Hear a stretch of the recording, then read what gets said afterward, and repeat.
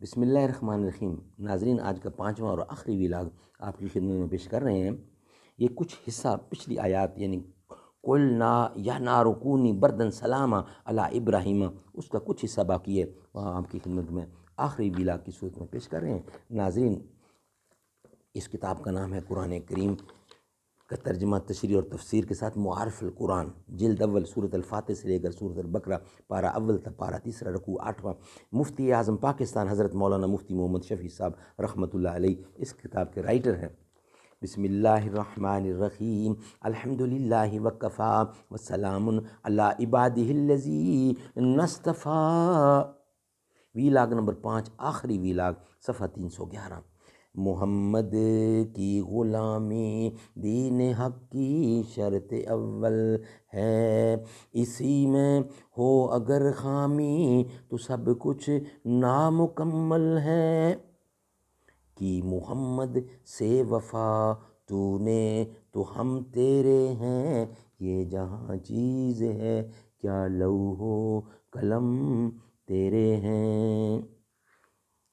اب قوم وطن کو چھوڑ کر ملک شام میں قیام کیا ہی تھا، یعنی یہ آرڈر آیا اللہ تعالیٰ کا۔ اس امتحان سے فارغ ہو کر دوسرا امتحان یہ لیا گیا کہ آپ اپنی اصلی وطن کو چھوڑ کر شام کی طرف ہجرت کریں، اللہ کا حکم ہے۔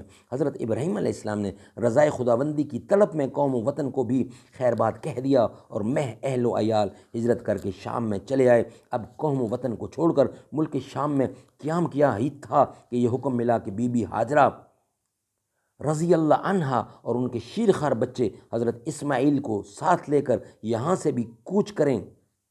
جبرائیل امین آئے، دونوں کو ساتھ لے کر چلے۔ راستے میں جہاں کوئی سرسبز جگہ آئی تو حضرت خلیل فرماتے تھے کہ یہاں ٹھہرا دیا جائے، جبرائیل فرماتے کہ یہاں کا حکم نہیں ہے، منزل آگے ہے۔ جب وہ خشک پہاڑ اور گرم ریگستان آ جاتا ہے جہاں آگے کسی وقت بیت اللہ کی تعمیر اور شہر مکہ کی بستی بسانا مقدر تھا، اس ریگستان میں آپ کو اتار دیا جاتا ہے۔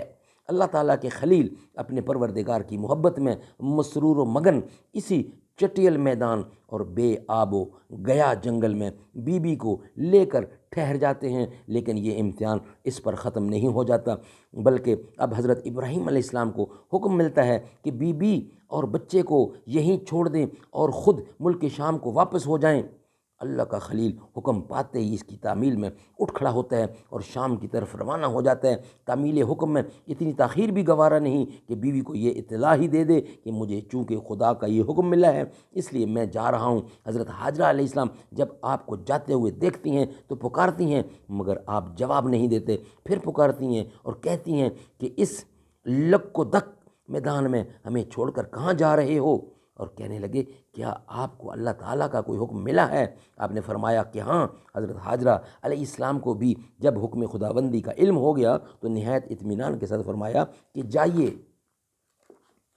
جس مالک نے آپ کو چلے جانے کا حکم فرمایا ہے وہ ہمیں بھی ضائع نہیں کرے گا، وہ ہمارا بھی دھیان رکھے گا۔ کیا شان محمد مصطفیٰ ہے، کیا اس کی امت ہے، کیا شان ابراہیم علیہ السلام ہے کہ جو حکم ملا بیوی کتنی صابر ہے۔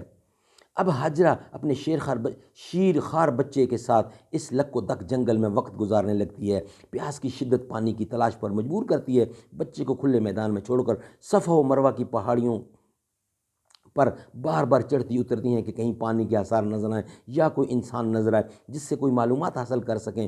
7 مرتبہ کی دوڑ دھوپ کے بعد مایوس ہو کر بچے کے پاس لوٹ آتی ہیں۔ صفا و مروہ کے درمیان 7 مرتبہ دوڑنا اس کی یادگار کے طور پر قیامت تک آنے والی نسلوں کے لیے احکام حج میں ضروری قرار دے دیا گیا ہے۔ حضرت ہاجرہ علیہ السلام اپنی دوڑ و دھوپ ختم کرنے اور مایوس ہونے کے بعد چپ بچے کے پاس آ کے بیٹھ جاتی ہیں۔ پاس آتی ہیں تو رحمت خداوندی نازل ہوتی ہے، جبرائیل امین آتے ہیں اور اس خشک ریگستان کی زمین سے پانی کا ایک چشمہ نکال دیتے ہیں جس کا نام آج زمزم ہے۔